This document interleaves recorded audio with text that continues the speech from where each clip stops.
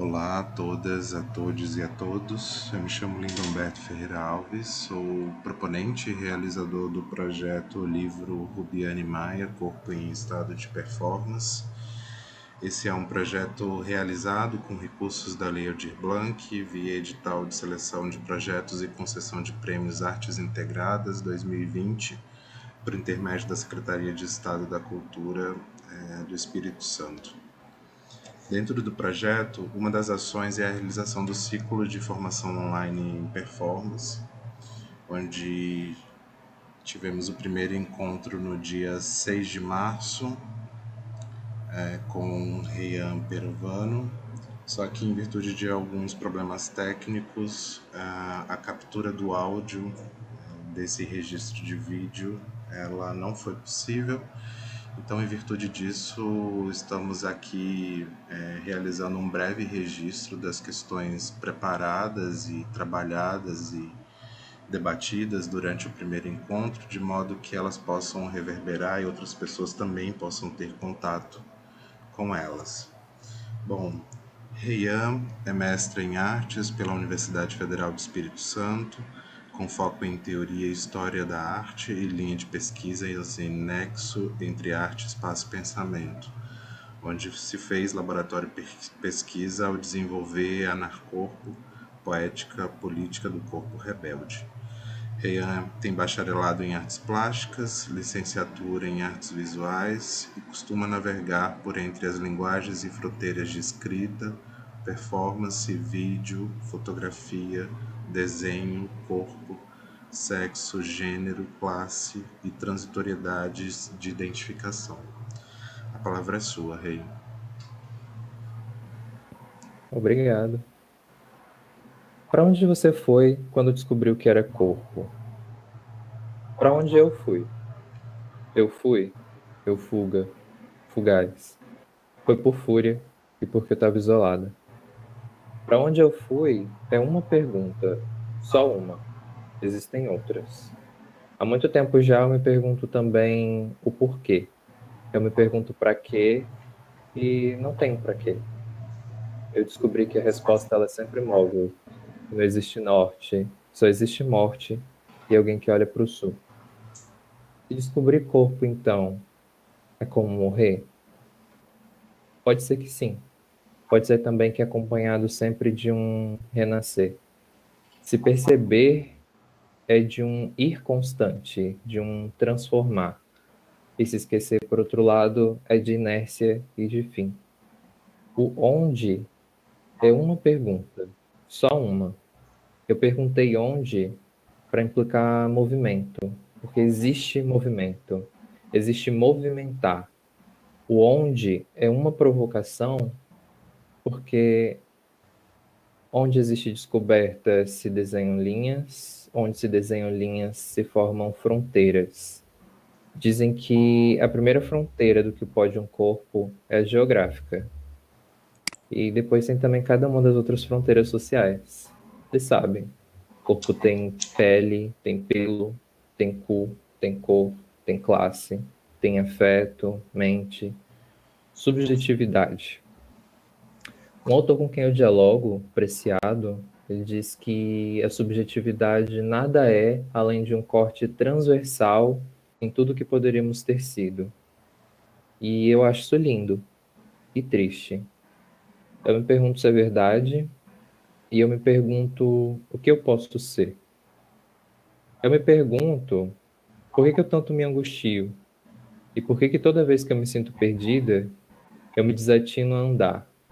E eu ando muito. Eu vou sozinha para tudo quanto é lugar e eu continuo a andar.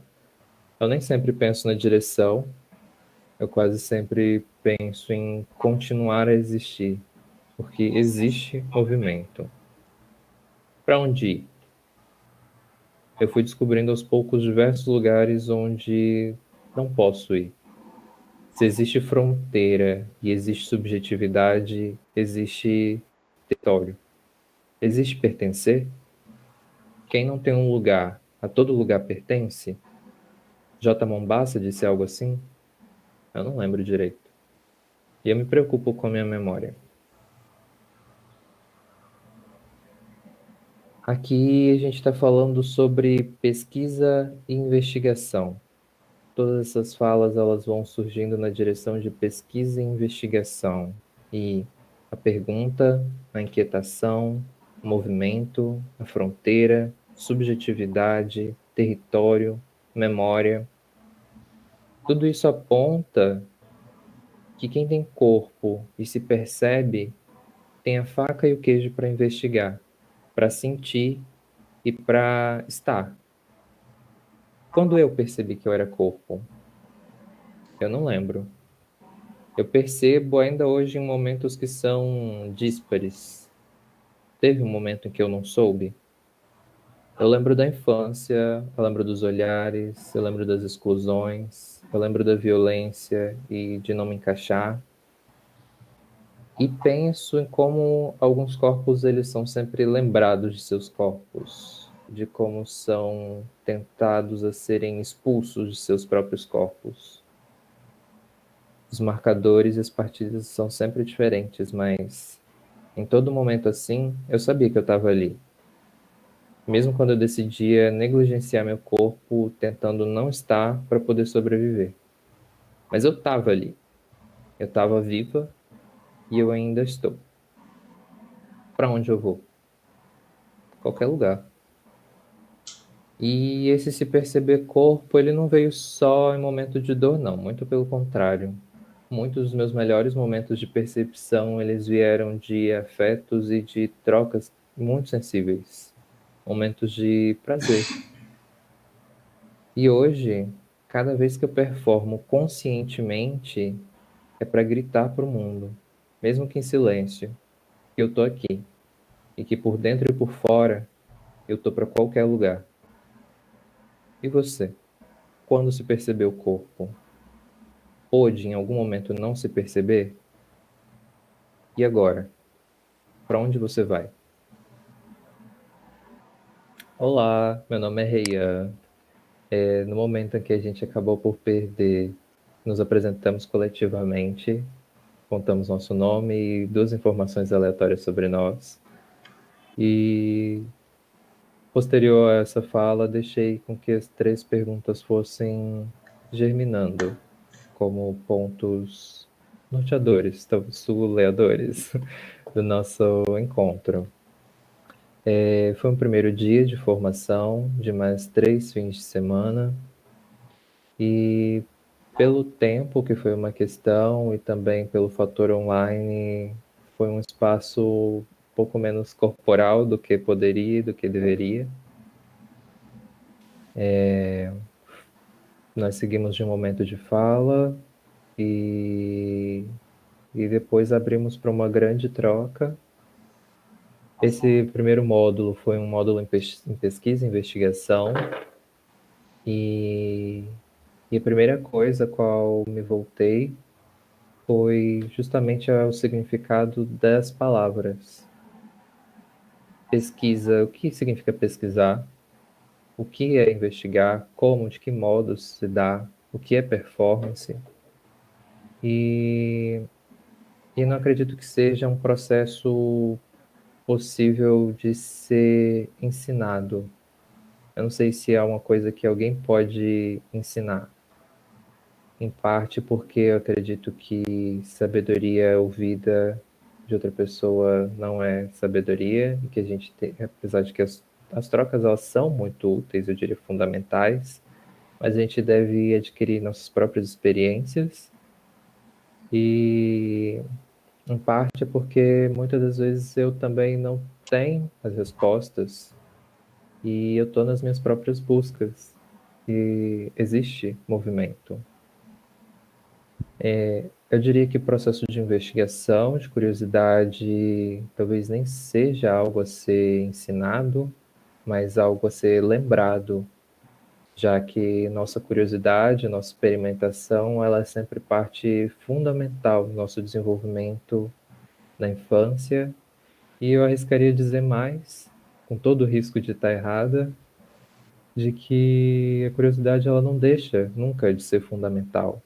mas que ela vai junto com o nosso corpo passando por processos de alienação, de entraves, de pecado, de não poder buscar, de já não poder perguntar.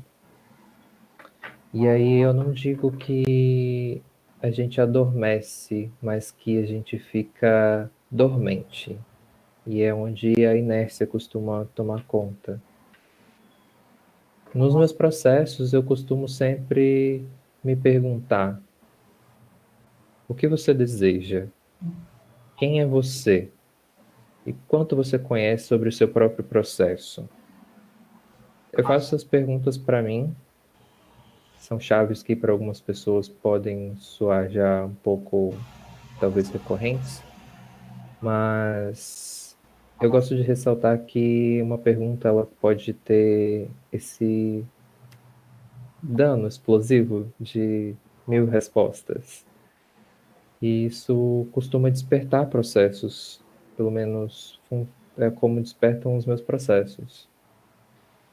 Por outro lado, eu sei também que cada ser é um universo e que existem inúmeros caminhos a serem seguidos, então não existe uma fórmula correta de como pesquisar e de como investigar.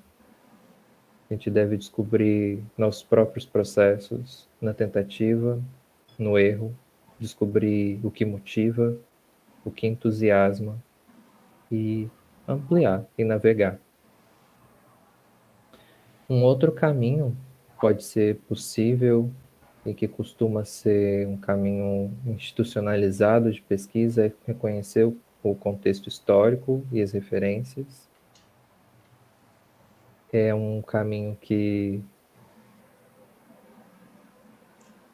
acho importante, mas que de algum modo tem algumas esquivas. Se a gente pensa contexto de performance, por exemplo, e a gente está falando de uma linguagem que com esse nome ela surge muito recentemente. Se a gente pensar propostas parecidas aconteceram na história da arte antes, acredito que sim. E, por exemplo, a gente pode falar dos dadaístas, quando se reuniram num cabaré e fizeram experimentos, se misturavam música, arte, poesia, e as pessoas nunca sabiam que elas iriam se deparar, com o que elas iriam se deparar, o que elas iriam perceber. Na Bauhaus, por exemplo, teve Oscar Schlemmer, ele propôs todo um balé de vanguarda, usando o corpo como meio, formas, e ainda assim, nas décadas de 60 e 70, que dizem que a arte ela alarga as fronteiras a ponto de, aspas, transformar os códigos. É onde a gente começa a ver que surge a body art, né, a arte corporal, a arte no corpo, e ela decreta o corpo como suporte da arte. O corpo que é convertido agora declaradamente um material de trabalho, já que o corpo é um material de trabalho, ele passa a ser submetido a experimentações diversas. Aqui é interessante a gente pensar que o corpo é colocado como suporte da arte, talvez quase como uma tela é colocada como um suporte de uma pintura. E assim, existem muitas body arts, hoje ainda mesmo, e tal como qualquer linguagem, assim como performance, é algo difícil de definir. A linguagem é sempre aberta, ela nunca é final. Aqui no Brasil, a gente começa a pensar na Lígia Clark, no Elliot Sica, e eles parecem que demonstram interesse no corpo como um sentido completo. A gente pode pensar nos bichos da Lígia Clark, que apesar de não serem o corpo, são objetos que fazem sentido quando são interagidos, então precisa do corpo para isso acontecer.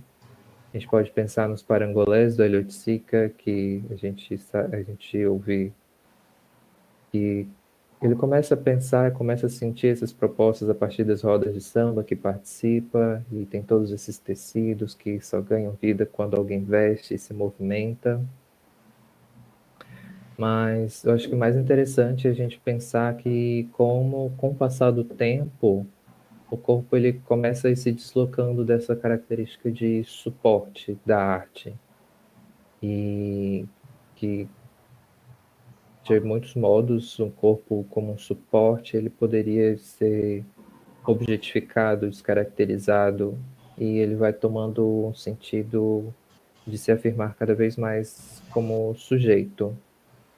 E a gente pode pensar como para diversas mulheres, para corpos em dissidência, a performance, ela tem sido, inclusive ainda hoje, mais e mais, esse lugar de tensionar corpo, de questionar corpo, de afirmar, como modos de pensar a identidade, eu diria. E aí a gente pode pensar nesses dois eixos funcionando em conjunto, talvez. A arte, como esse espaço que é de tensionamento, que é de debate. A arte ela não é um lugar de consenso. E a identidade, como essa fronteira que parece cada vez mais descentrada, que soa sempre incompleta, ela cada vez mais contraditória. Que jogos podem ser feitos, então, a partir daí? Quando afirmar algo? Quando desafirmar algo? A gente pega os argumentos de Stuart Hall sobre identidade na pós-modernidade, por exemplo. A gente já começa a falar de uma celebração móvel, de uma transformação contínua, não mais de identidades como lugares fechados.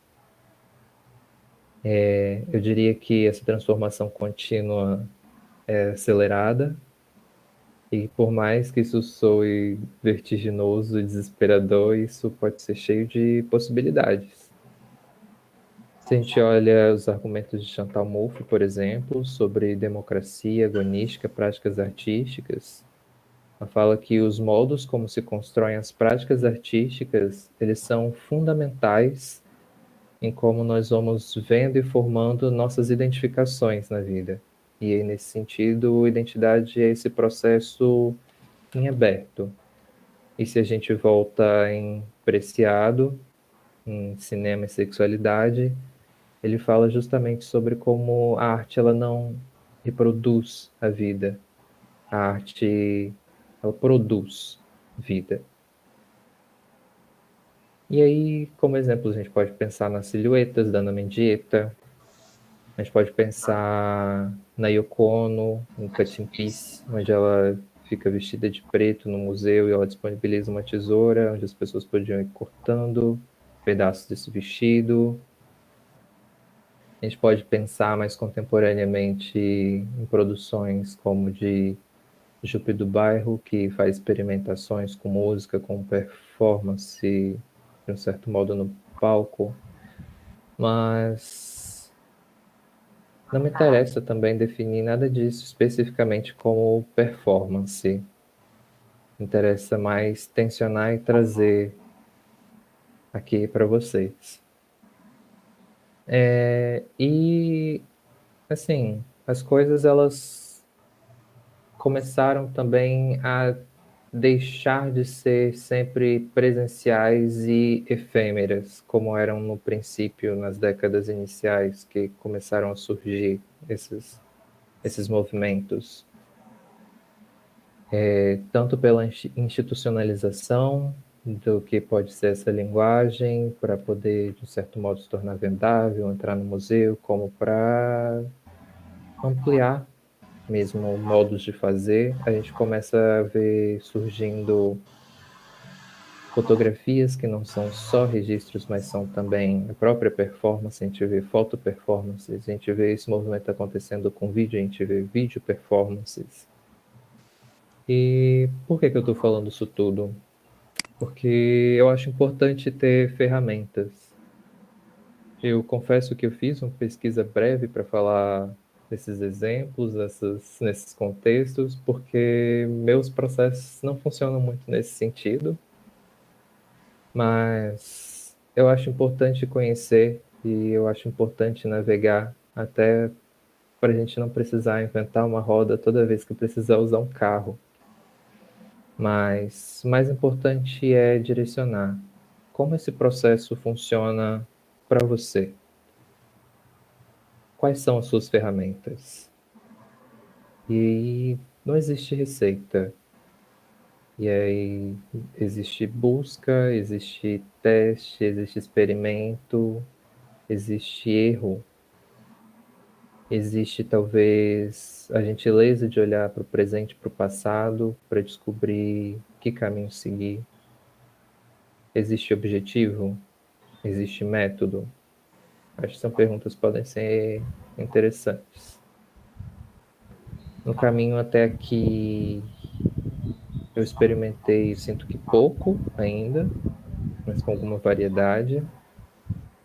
Eu tenho alguma dificuldade com continuidade, então eu conheço superficialmente assuntos diversos e às vezes curiosidades que não sei por que chegaram até mim. E conheço com profundidade ainda poucas coisas. Mas eu acho interessante como tudo isso acaba reverberando de algum modo quando eu crio.